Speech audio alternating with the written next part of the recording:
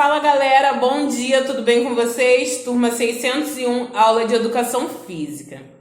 Gente, passamos por uma semana de avaliações. Como foi essa semana para vocês? Vocês conseguiram fazer todas as avaliações? Alguém por acaso vai precisar fazer a segunda chamada? Prestem atenção, acompanhem lá na plataforma de vocês para ninguém ficar de fora. A nossa P2 estava bem tranquila, nós conseguimos bater todo o conteúdo mais de uma vez, nós conseguimos notas bem bacanas. Pelo que eu pude acompanhar assim por alto dos resultados, vocês conseguiram alcançar bons resultados, né?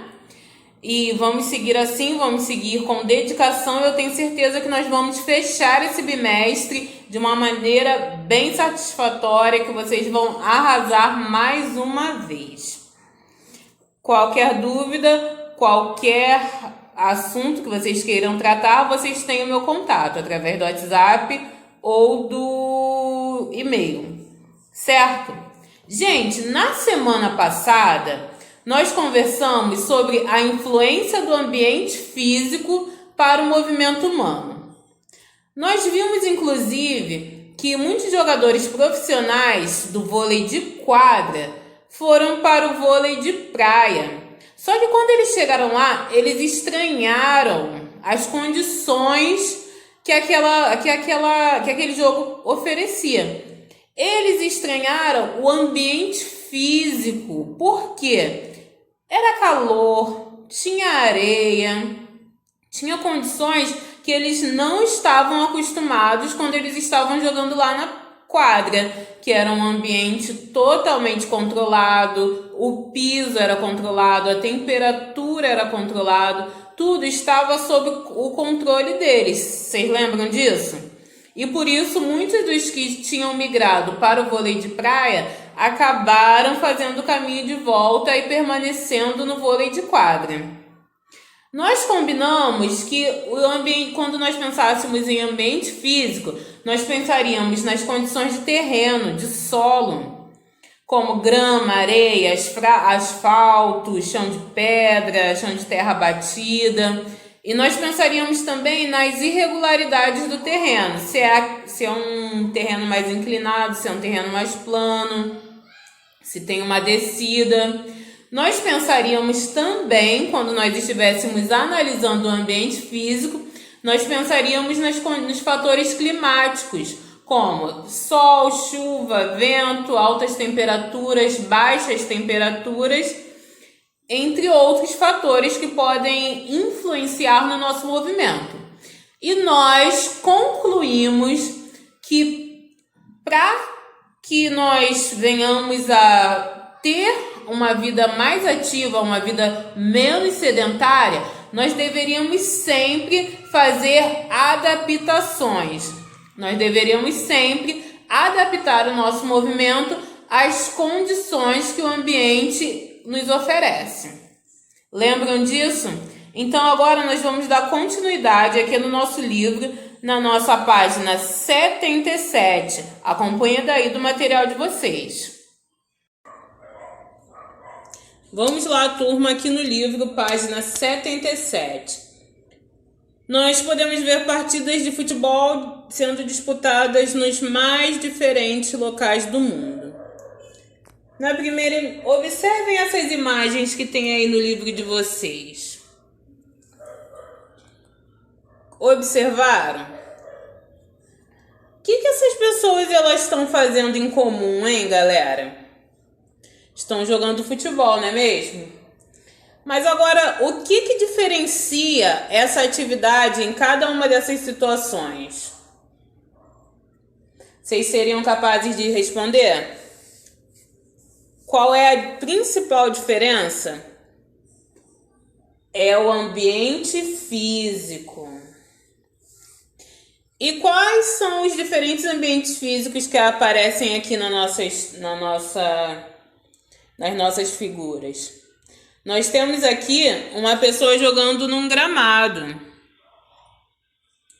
Provavelmente o tempo aqui está fresco, né? Nós podemos ver pelas roupas das pessoas com roupas de manga. O terreno é um terreno de grama, então é um terreno mais fofo. Na segunda situação, nós já temos os jogadores em um ambiente que provavelmente choveu, né? O terreno está alagado. Será que na situação número 2, com o terreno molhado, as pessoas vão realizar movimentos da mesma forma que as pessoas que estão aqui na imagem número 1? Provavelmente não, não é mesmo, galera? Mesmo que seja a mesma modalidade, as pessoas que estão na situação aqui dessa cena aqui número 2, essa aqui, eles precisarão ter mais cuidado, porque o solo provavelmente está escorregadio, tem muitas poças d'água. Então, o ambiente físico vai exigir que essas pessoas façam movimentos diferentes. Vamos ver aqui na número 3. Na número 3 também se trata de um terreno mais alagado, né? Parece ali à beira de uma praia ou de um rio. Não é mesmo? E na situação número 4 também, galera. A pessoa jogando na neve.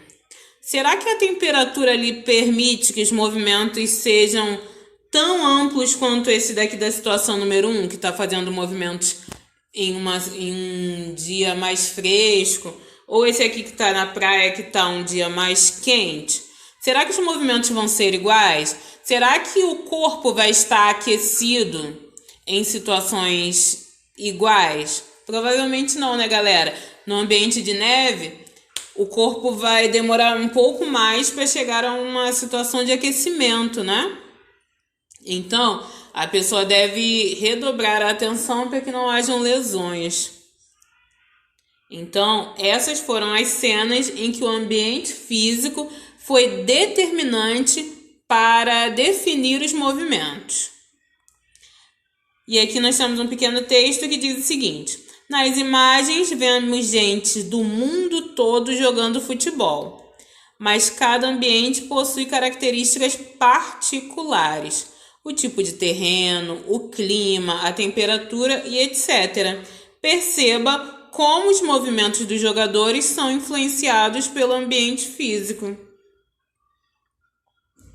Em seguida, nós temos a nossa história em quadrinhos. Vamos fazer a leitura também.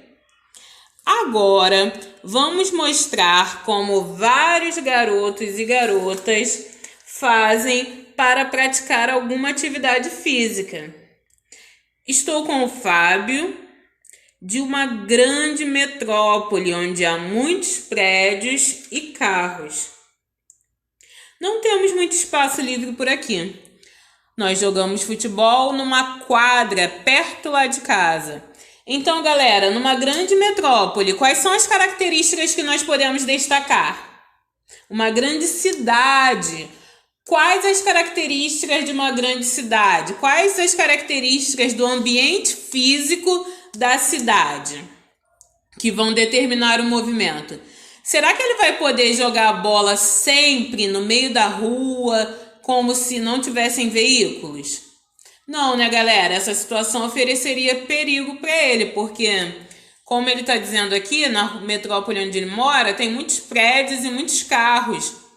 Então, nessa situação, ele precisa buscar espaços variados, como locais públicos, quadras, ciclovias, vilas olímpicas. Ele precisa adaptar o local onde ele vai fazer essa atividade prática dele.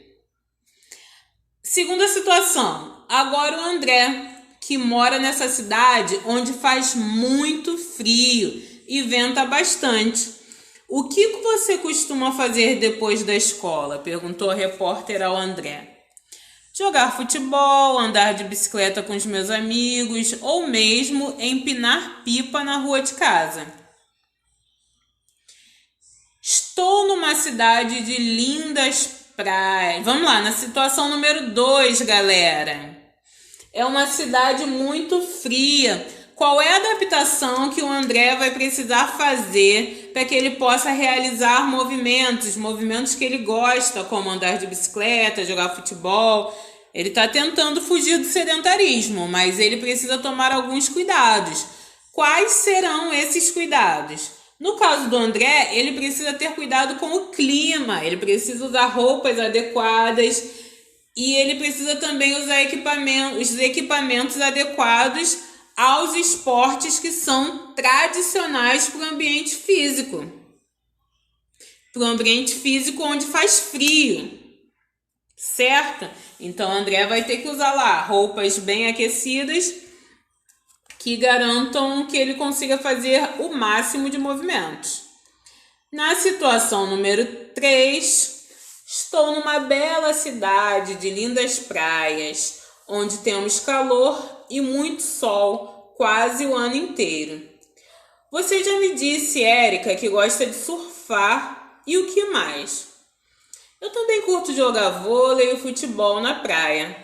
A galera é bem animada. Quais são as adaptações, galera, que a Érica vai precisar fazer para que ela consiga fazer o seu movimento de uma maneira saudável, de uma maneira que não traga prejuízos à sua saúde? Quais são as adaptações necessárias? Primeiro, ela vai precisar dar uma atenção especial à sua hidratação, ou seja, a reposição de água em quantidades adequadas. Érica precisa se atentar para se hidratar, porque lá faz calor, então ela perde muitos líquidos e muitos sais minerais. Então ela deve fazer o consumo, a ingestão, ela deve beber sucos de frutas, o mais natural possível, e deve também consumir bastante água. Além disso, Érica deve se atentar ao tempo da atividade que ela fica exposta ao sol. Ela não pode ficar muitas horas de forma ininterrupta. Ela deve sempre estar de olho ali no horário onde o sol está mais baixo, certo? Ela deve também usar as roupas adequadas, além de usar protetor solar, não é mesmo, galera? Protegendo sempre a pele dos raios solares. Agora, para concluir, temos aqui mais alguns quadrinhos. Diversas vezes precisamos nos adaptar ao ambiente, transformá-los e nos ajustar. Nossos entrevistados souberam como fazer para se divertir. Dependendo do ambiente, precisamos usar mais roupas com calçados especiais. Em outros locais, o melhor é jogar descalço e de roupas bem leves. Resumindo, devemos conhecer o ambiente onde iremos nos movimentar. Fazer isso da melhor maneira. E você, como é que você faz para se divertir aí na sua cidade? A nossa cidade, ela é uma cidade assim que tem um ambiente físico bem variado, não é? Quem mora ali em Nova Iguaçu tem áreas de conservação ambiental, né? Como ali para perto de Tinguá. Tem áreas onde você pode fazer trilha, né? Como ali a Serra do Vulcão. Tem também espaços públicos, como quadras públicas, ciclovias, tem a Vila Olímpica. Temos ruas com grande movimentação de veículo, mas nós temos também outras ruas ali mais afastadas do centro, onde as crianças podem brincar livremente, não é mesmo? O importante é sempre tentar adaptar o movimento ao ambiente físico que você se encontra. Nunca deixar que as condições do ambiente te levem a ter uma vida sedentária, a ter uma vida sem atividade física, uma vida sem movimento, porque se movimentar-se é sinônimo de saúde. Agora, galera, nós vamos ver um item bem bacana, um tópico bem interessante das nossas aulas. São os jogos de inverno, são Jogos Olímpicos de Inverno. São jogos que são realizados num ambiente totalmente diferente do que nós estamos acostumados. Aqui nós temos os jogos de verão, onde nós temos modalidades como futebol, judô, atletismo. Enquanto nos jogos de inverno, nós temos modalidades super interessantes que vale muito a pena conferir. Aguarda daí que eu vou projetar um material complementar em slides para a gente poder explorar esse universo.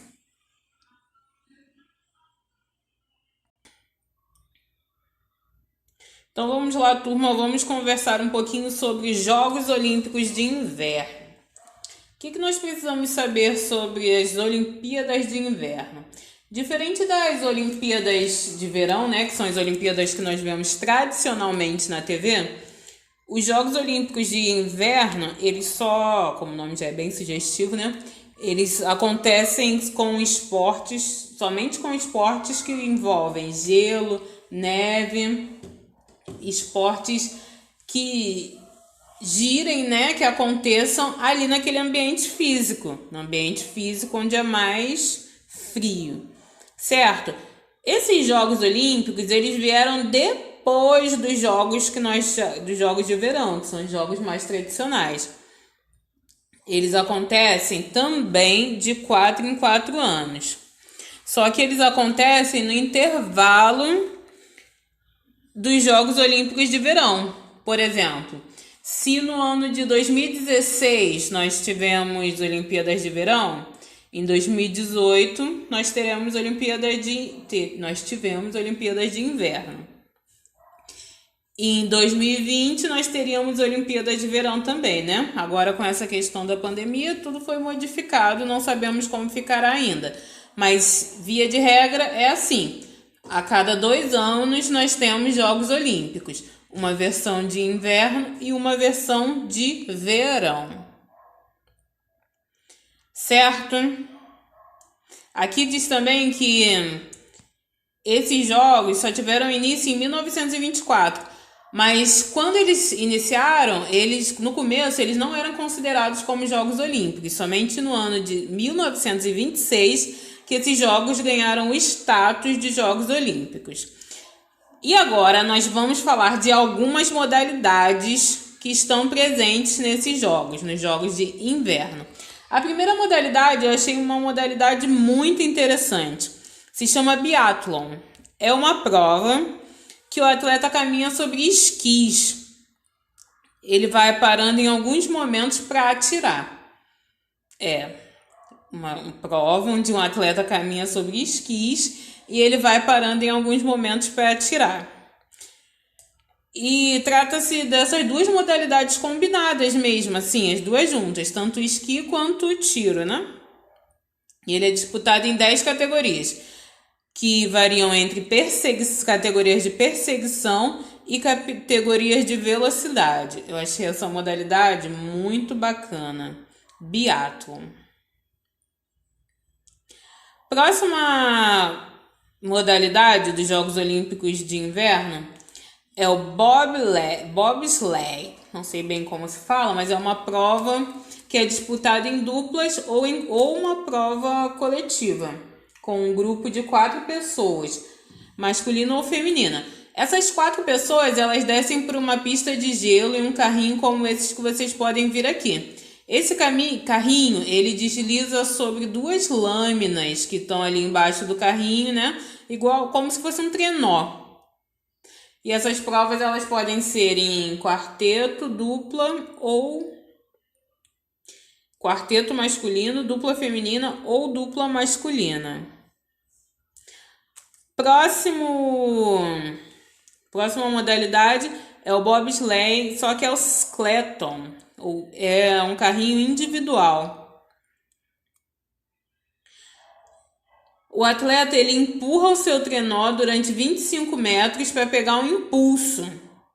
Essas provas são disputadas no masculino e no feminino. Ele pega um impulso e vai deslizando até chegar lá no fim da prova. É uma prova bem interessante também, que envolve bastante velocidade.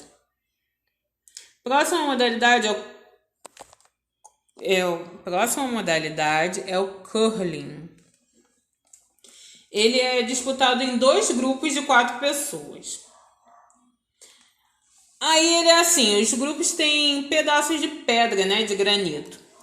E eles vão lançando intercalado, ou seja, uma equipe lança, outra equipe lança.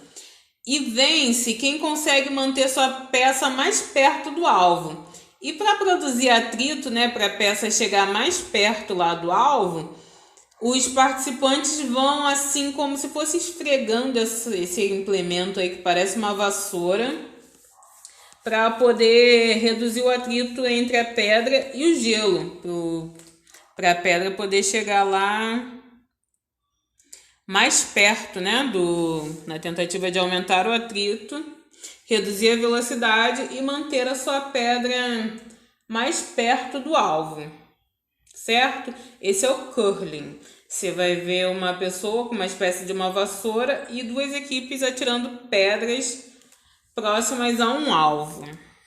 Próxima modalidade é o hóquei de gelo.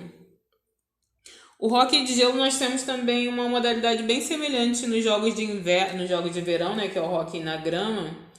Ele é uma disputa entre 2 equipes que estão de patins no gelo, né? E cada uma dessas equipes usa um taco.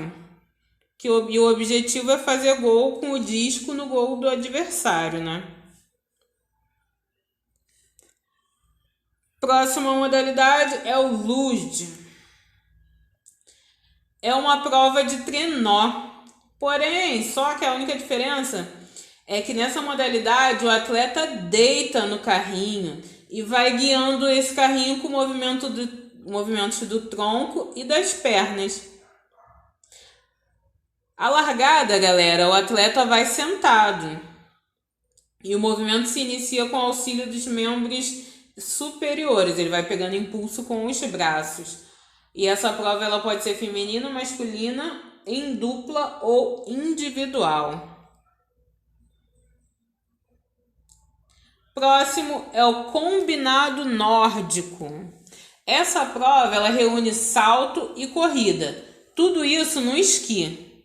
É uma prova de bastante aventura. O atleta que conseguir a melhor marca no seu salto fica melhor posicionado para a disputa de velocidade. E tem 2 categorias: 15 individual, 7,5 de velocidade e revezamento 4x5. Certo? Então, primeiro tem uma espécie de eliminatória, onde os atletas tentam conseguir uma boa marca, né, para poder sair ali numa posição boa para a prova de velocidade. Primeiro a prova de salto, onde quem for melhor vai conseguir ali no primeiro pelotão da prova de salto. Esse é o combinado nórdico. Agora, a próxima modalidade... Galera, as próximas modalidades eu vou deixar aqui para a aula que vem, para nossa aula não ficar muito longa hoje. Então, o que eu peço para os senhores? Prestem atenção, revisem o conteúdo para as nossas avaliações, que na semana que vem nós voltaremos com mais modalidades das Olimpíadas de Inverno. Modalidades que são adaptadas de acordo com o ambiente físico. Certo? Vou encerrar aqui a aula de hoje. Fiquem com Deus e até a semana que vem.